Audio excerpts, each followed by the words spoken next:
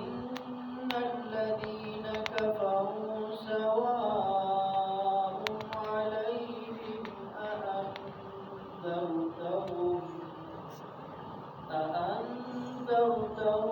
أم لم تنذرهم لا يؤمنون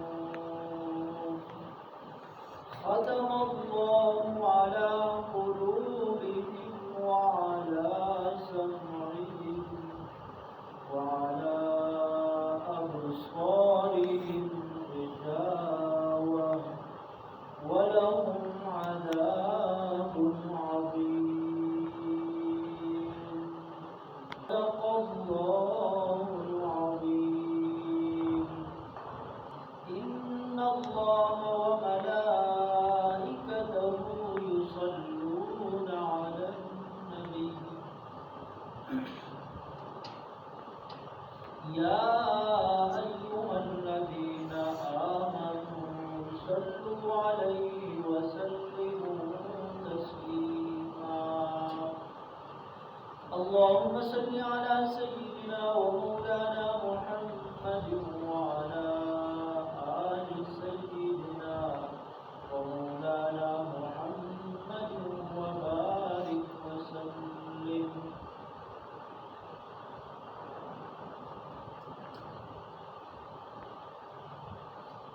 سورہ بقرہ میں ہمارا سبق چل رہا ہے۔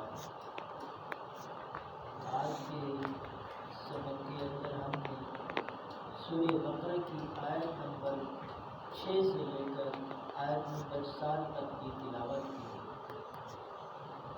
اس سے پہلی جو آیتیں ہم نے پڑھی تھی ان میں سب سے پہلے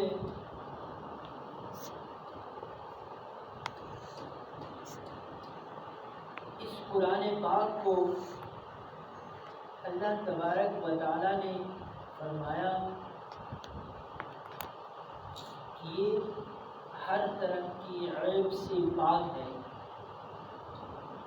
اور اس قرآن پاک کو ہدایت کا سرچشمہ بتایا۔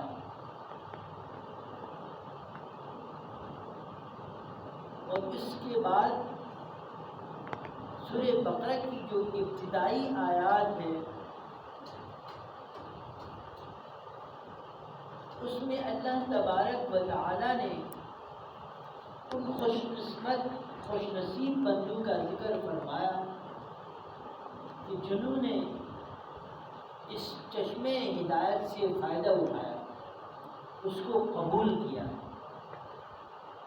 اور آیت نمبر 3 اور 4 میں ان لوگوں کے بارے میں ذکر ہوا اور ان کی صفات کا ذکر ہوا، اور اس کے بدلے میں اللہ تبارک و تعالیٰ نے ان کو جو انعام عطا فرمایا اس کا آیت نمبر 5 میں ذکر تھا۔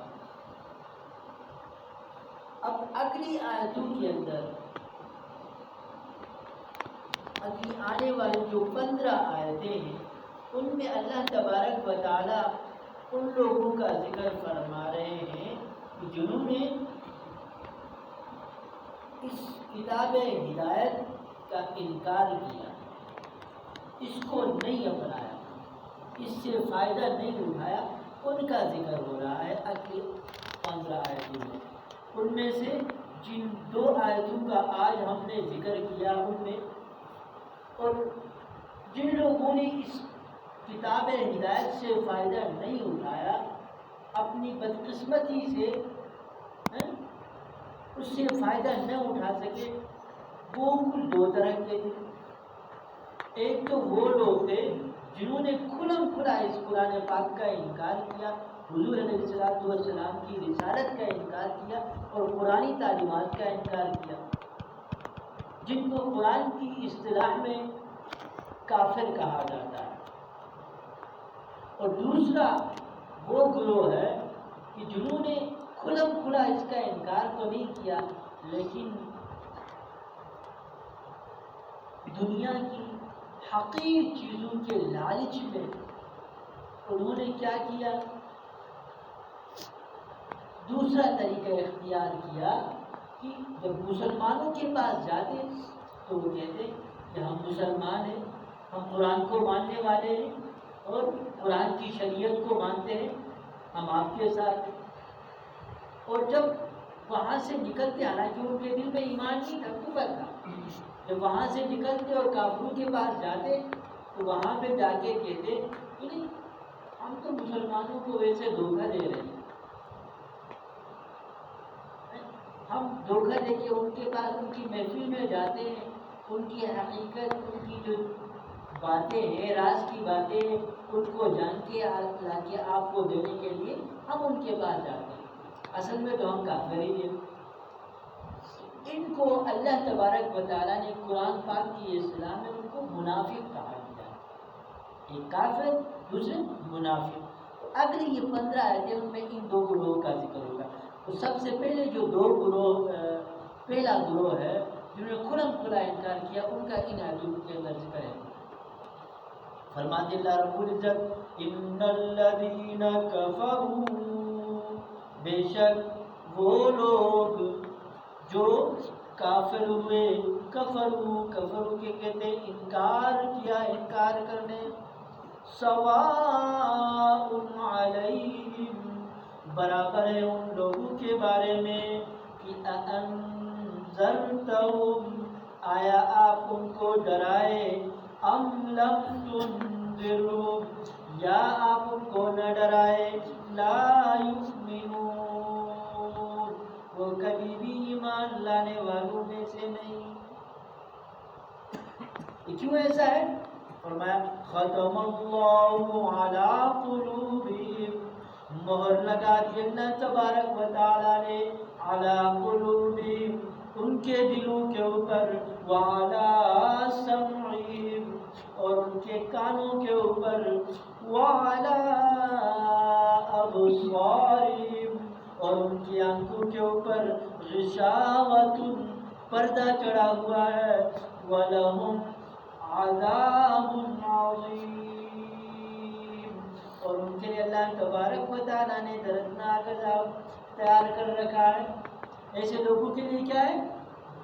دردناک عذاب ہے۔ اور مسلمانوں کے لیے کیا فرمایا تھا؟ ان کا انعام کیا تھا؟ اولئک علی ھدی من ربہم، یہی ہے وہ لوگ جو کامل ہدایت پر ہیں، وَأُولَئِکَ هُمُ الْمُفْلِحُونَ، اور اس انعام سے نوازا کہ وہ دنیا میں بھی کامیاب اور آخرت میں بھی کامیاب۔ لیکن کفار کے بارے میں کیا فرمایا؟ اس کی جزا کیا ہے؟ وَلَهُمْ عَذَابٌ عَظِيمٌ، ان کے لیے کیا ہے؟ دردناک عذاب ہے۔ تو اللہ تبارک و تعالیٰ نے ان دو آیتوں کے اندر ان گروہ کا ذکر کیا ہے جنہوں نے کھلم کھلا انکار کیا قرآن کا۔ اب یہاں اللہ تبارک و تعالیٰ ایک تو حضور علیہ السلام کو دلاسا دے رہے۔ حضور علیہ السلام کے بارے میں آپ کو پتا تھا کہ رحیم و کریم ہے، کہ ہر ایک بندے کے پاس جاتے تھے، ان کو دعوت دینا، اسلام کے لیے اسلام کی طرف بلانا ہے۔